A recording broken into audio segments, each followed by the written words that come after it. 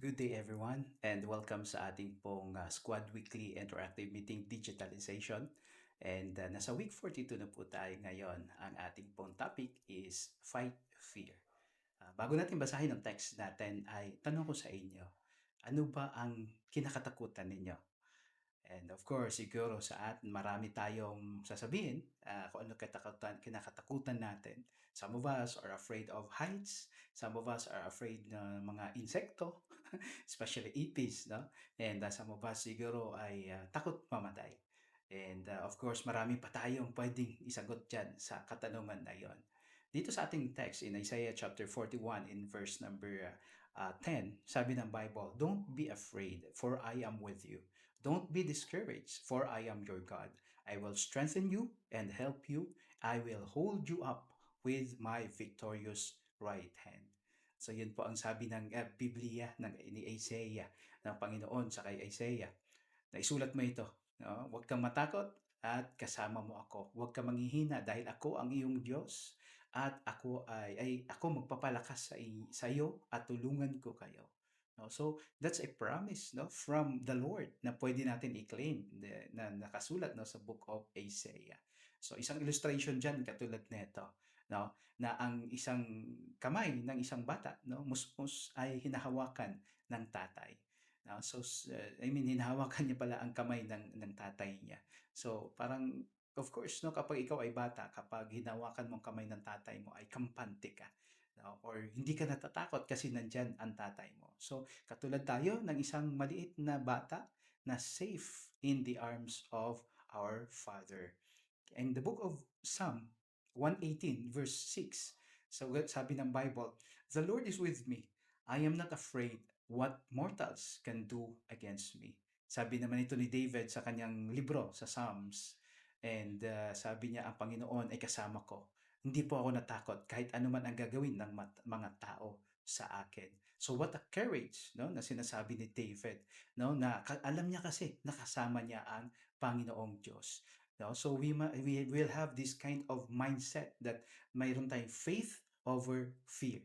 Kailangan mataas ang ating pong pananampalataya, no, sa ating pong Panginoon, pagtitiwala, no, sa ating pong Panginoon, so that ang faith or ang fear ay ma-empower ng faith na yan, or kaya no, ma-overpower, hindi pala ma-empower, ma-overpower, no, ng fear na yan. So that's faith over fear.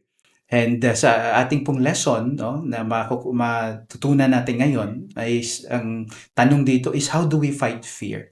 Kung ikaw natatakot, ano ba ang ginagawa mo para labanan mo ang takot? And some of us siguro, no, takot sa mga multo or ghost, no? So ang iba, no, kapag natakot, no, or lindol or whatever it is, no, tragedy, bagyo, usually ang ginagawa natin ay nagpe-pray po tayo, no? Nagpe-pray tayo. Nakakita ako ng isang short video clip, no, ng isang bata na na-trap sa elevator. And alam niya na-trap siya, and ang ginawa niya ay lumuhod at nag-pray na buksan ang elevator. Send somebody na buksan ang elevator. And God did answer his prayer. So in a couple of minutes, no, nakita niya na ang pintuan ng elevator ay nagbukas at sinagot ng Panginoon ang kanya pong panalangin. Dito po sa letter A natin, fight fear with God's presence. Labanan natin ang takot na kasama ang ating Panginoon o ang presensya ng ating pong Panginoon. Well, ang katakot po is a natural emotion. No, lahat po tayo natatakot naman, naka-experience ng takot. So kung wala ka ng takot, naku, delikado din, no? So kailangan meron tayong takot, pero siguro sa tama na takot, no? Hindi takot sa paggawa ng tama, okay? Kundi natatakot tayo sa paggawa ng mali. No, isang magandang takot 'yan kapag natakot tayo na gawin ang mali. Healthy fear keeps us away from sin. Ayun, ito pong healthy fear na ito ay siya pong nagpapalayo sa atin na gumawa ng kasalanan and causes us to exercise caution in dangerous situation. So yun po ang healthy fear na nagpapaingat sa atin, na alam natin na may delikado pala dyan, delikado pala yan, so nagpapaingat sa atin, yung healthy fear na yan. Pero while a destructive fear, no, denies us from freedom to live our best life.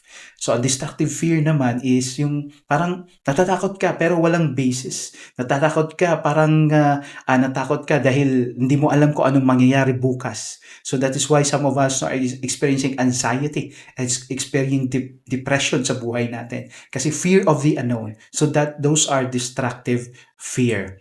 And sabi ni Joshua in Joshua 1:9, sabi ng Panginoon sa kanya actually, "This is my command. Be strong and courageous. Do not be afraid or discouraged, for the Lord your God is with you wherever you go." Sabi ng Panginoon kay Joshua, ito yung utos ko sa iyo. Magpakalakas ka at magpakatapang ka. Pakatatag ka, magpakatapang ka. Di ka matatakot o di ka manghihina kasi sabi niya, ako kasama mo kahit saan ka magpunta. Oh, what a promise, no? Mula po sa ating Panginoon na sinabi niya kay Joshua. At pwede natin i-claim yan ngayon, no? And sa Psalm din, no? Sabi ng Bible, sa Psalm 23, no? Minsan, recite natin to, no? Sabi ng Bible is, though I walk through the valley of the shadow of death, I will fear no evil, for thou art with me. Diba? So, pag tayo natatakot, we could recite that verse, no? Na, Lord, though I walk through the valley of the shadow of death, I will fear no evil. Kasi alam ko, kasama kita, Panginoon. Wow. So, daming mga promises, no? Ng Bible sa atin, daming ng presence niya na nandyan. So, fight fear with the presence of God. And katulad nito, no? Sa picture natin, it is the picture of David and Goliath. Si David hindi natakot although giant ang kanyang kalaban. Parang sabi nga nila ang height ni Goliath ay nasa 9'2". No, si David, so ano man lang ang height ni David siguro kasi he's just a teenager nung panahon na yon, no? But sabi ni David kay Goliath, no, you came here with your sword and with your shield. Sabi niya, pero I came here, no, in the name of my God, no, in the name of the Lord. So ano niya, as the story goes, no, natalo niya si Goliath and napatay niya si Goliath, no, kasi kasama niya ang Panginoon. So he fought Goliath with the presence of God sa buhay niya. And sa letter B, no, fight fear with God's promises. Labanan natin ang takot sa pamamagitan ng mga pangako ng Panginoon sa buhay natin. So the promises is God's word. In God's word are our weapons to fight fear. Ang mga pangako ng Panginoon sa kanyang banal na kasalita ay ating pong sandata para labanan ang takot. Sabi nga nila, merong 365 na promises ang verses na on promises ang Bible. So everyday, maklaim natin yun. Pwede natin i-claim yun everyday. Para everyday hindi tayo matatakot. Okay? That's the promise of God sa buhay natin.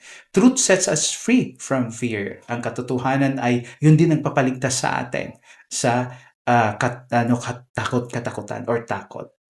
And sabi ng John 8:31 and 32, Jesus said to the people who believe in Him, "You are truly my disciple, if you remain faithful in my teachings, and you will know the truth, and the truth shall set you free." Sabi niya, kayo aking tunay na disipulo.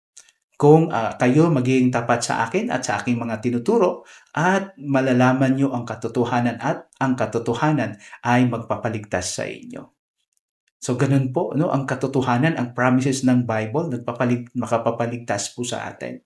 At makatulong sa atin na hindi tayo matatakot dahil may pangako ang Diyos na nandyan sa kanya pong Biblia. So hindi natin makikita yung letters diyan, mga konti lang yung letters na yan diyan kasi naka-light, no? Light blue siya. Pero ang sabi diyan ay Jesus is the truth who sets us free. Si Panginoong Jesucristo, yun po ang katotohanan na nagliligtas sa atin. And letter C, fight fear with God's love. Labanan natin ang takot sa pamamagitan ng pagmamahal ng ating Panginoon. Freedom from fear starts when we recognize how much God loves us. His perfect love drives all out fear. Kapag alam natin kung gaano tayo kamahal ng ating pong Panginoon, yun po ang nagpapalakas sa atin na labanan natin ang takot na yan. His perfect love drives out all fear. In 1 John chapter 4:18, such love has no fear, because perfect love expels fear. If we are afraid, it is not fear of punishment, and this shows that we have not fully experienced His perfect love. So kung tayo natatakot, sabi ng Bible, hindi tayo naka-experience ng kanyang perfect love. So kailangan huwag tayong matakot, claim natin ang God's love po ng ating pong Panginoon. So there is no fear in love. Okay? So ang prayer natin, no, sa ating pong lesson na ito is we must praise God for His goodness and grace in our lives, ask forgiveness for our sins, thank Him for the blessings we have received. So maraming salamat po sa inyo pong panunood at maraming salamat po na mayroon tayong kalakasan mula sa salita ng Panginoon sa pamagitan ng ating lesson na ito, Fight Fear. Sana po ma-apply natin sa ating pong buhay ang ating pong natutunan. Maraming salamat and may God bless us all.